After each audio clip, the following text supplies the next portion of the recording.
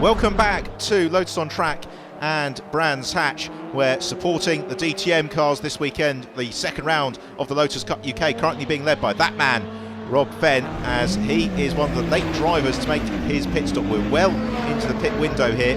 Most of the field had come in, but Rob Fenn, having taken the lead from Adrian Hall, who we see on the screen there, just before the pit stop started, staying out on track to try and build an advantage for his father, David. Adrian Hall's pit stop is just about done. And I think he just knows to go when the team got bored there and just walked away. So Adrian Hall rejoins the race. He has got 25 minutes with which to do what he can to take his maiden victory in the Lotus Cup UK. Out onto track he comes, just ahead of Chris Setters. He's over a lap ahead of Chris in reality, as he tries now to come up onto the tail of the enduring production class battle between Stuart Plotneck and Ken Savage. Savage still leading that fight and therefore remaining third in the production class. There's the battle for production class honours. They're just ahead of Rob Fenn. It's the blue car of Rob Boston and the yellow car of Fulvio Mussi. And don't forget, 2 championships in the Lotus Cup UK this year. The regular Lotus Cup UK Championship for cars such as the one being driven by Rob Fenn, and then the production championship, which at the moment is being very, very keenly fought between Rob Boston and Fulvio Mussi. And this is going to make it very tricky here for Rob Fenn to get past, because they're so busy having the battle of their own. Well, scything through there was Rob Fenn, so he is able to put himself up ahead of Fulvio Mussi. His next target is going to be Rob Boston. And I'm sure that Boston will be looking in his mirrors for a yellow car, not the black and green one, and therefore he should make this fairly straightforward for Rob Fenn. He just sticks to the inside line and he decides to let Rob do the hard work, powers around the outside. But for Rob, this could be crucial, because his father David isn't quite as quick as Rob. He's not been in the car for 6 months or so, and therefore Rob wants to give him as much of a buffer as possible after this pit stop cycle. So he turns through Druids now, as into the pit lane comes Jack Goff, so the Clio Cup racer about to hand over to Phil Capstick. He comes to a halt now, and Phil is there waiting. Right, here is the leader, so Rob Fenn is in, flashing his lights to the John Danby Racing squad who run the car, and they are right down very far into the pit lane. They wave him into his position, comes to a halt, get the driver change very quickly. It's good. The mandatory minimum pit stop times in the Lotus Cup UK means that the teams don't have to rush with making the driver changes. Everything can be done in good order, in a very relaxed fashion, and that does mean that despite such huge grids, the pit lane is really as safe as it could be in the Lotus Cup UK. The organisers working very, very hard to maintain that. The drivers enjoying the DTM pit gantries, aren't they?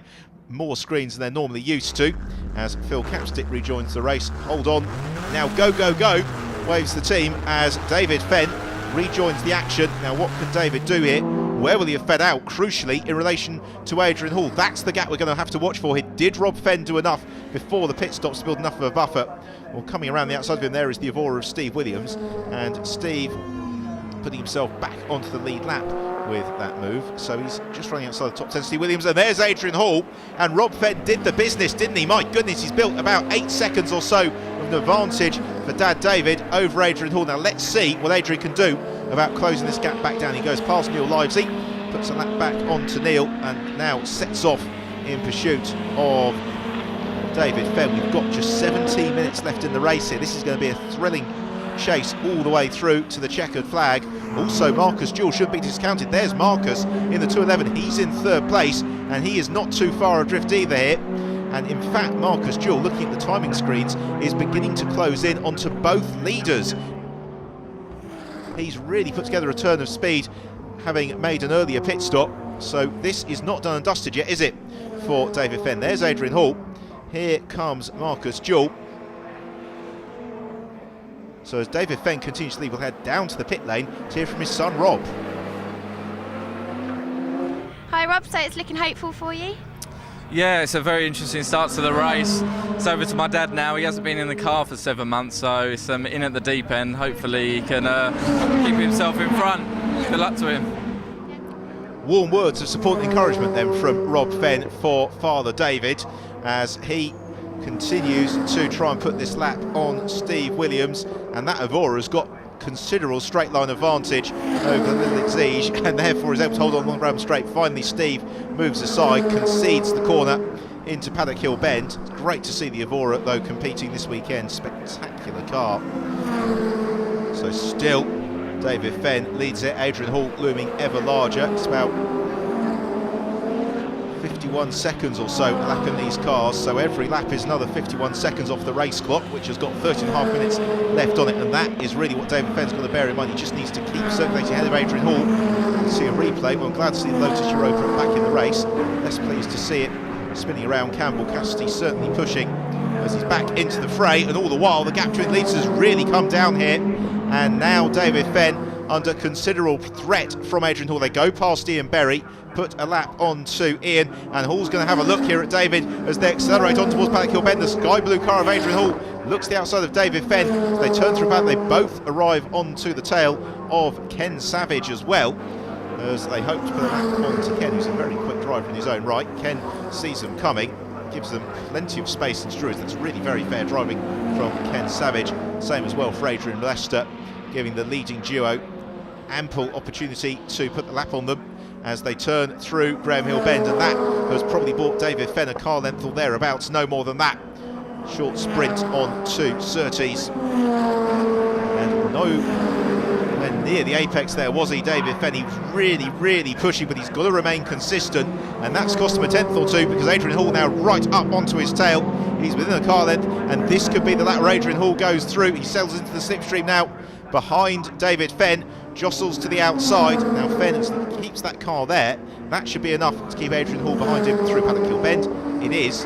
Timing screen showing a dead heat on the line though. Across the curbs goes Adrian Hall. He's really pushing as they climb the hill to Druids once more. Looking to the outside is Adrian Hall. He'll hope that David Fenn slithers wide. He doesn't do that. That's a good run through Druids from David Fenn. He's making this very difficult for Adrian Hall, because as long as he sticks to what he does best, which is just staying on the racing line, running at a quick and consistent pace, then it's going to be nigh on impossible for Adrian Hall to get through. But if David Fenn starts doing that and preemptively defensive driving down the Cooper Straight, that then brings Adrian Hall right onto his tail. And Hall's going to look here into clearways. He goes up the inside. He takes the lead the race from David Fenn, and that was all set up a couple of corners earlier when Fenn defended into Surtees.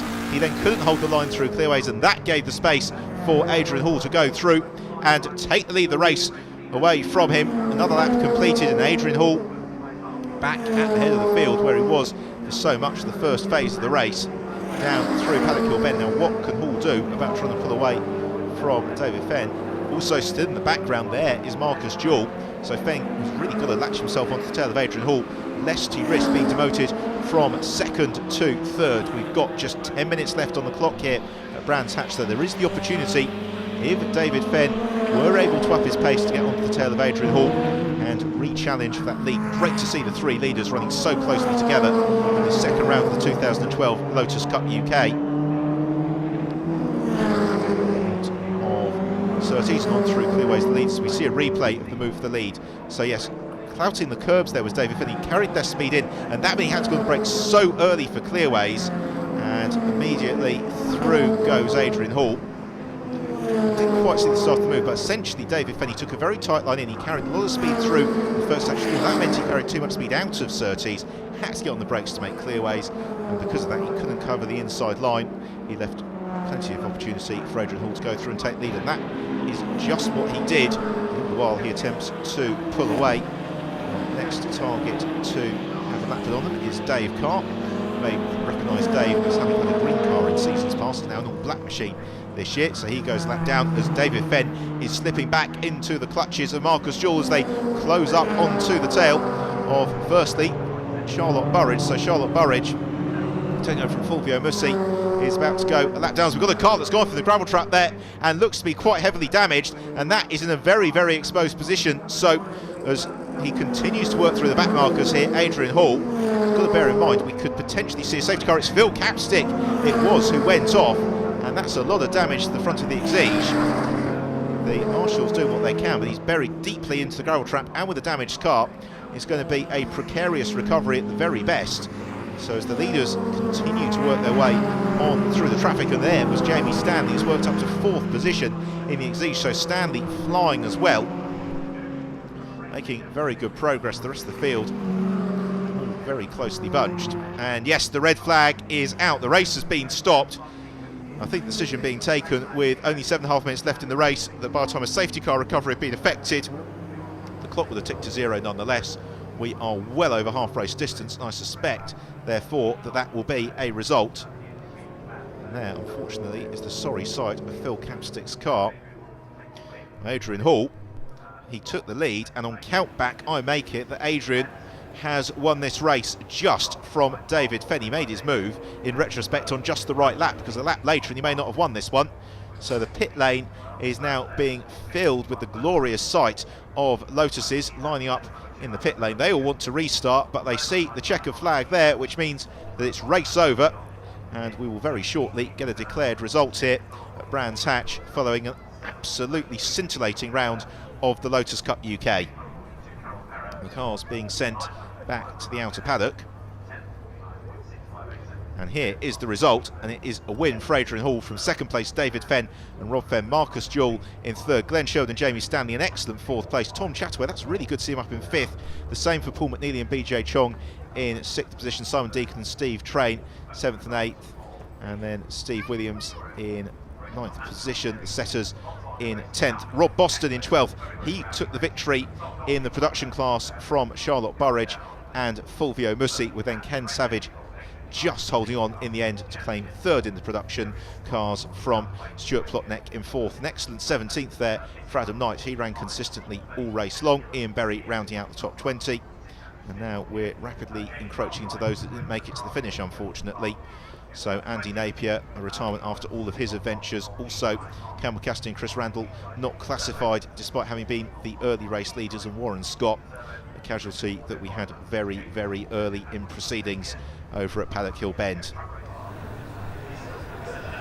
There's Rob Boston with his shock of blonde hair, ready to take his trophy production class as we get onto the podium, the top three in the race overall. So a super third place to Marcus Jewell. Very, very nice trophies for all of the drivers. So second place, Rob Fenn and David Fenn. Rob jumping onto the top step of the rostrum, somewhat cheekily there. And then a very, very warm round of applause for our race winner, Adrian Hall, who gets the kiss and the trophy from the Öhlins Motional Models on the podium. And after they have hoisted the trophies aloft, thus the second race of the weekend begins, and that is the one for the champagne cork. So I suspect that they will be having something of a champagne fight here on the podium at Brands Hatch. Well, always a treat for the sizable crowds here, enjoying the action from the DTM cars to see the Lotus Cup UK in full flight. It was an excellent race and sets us up superbly for the rest of the year.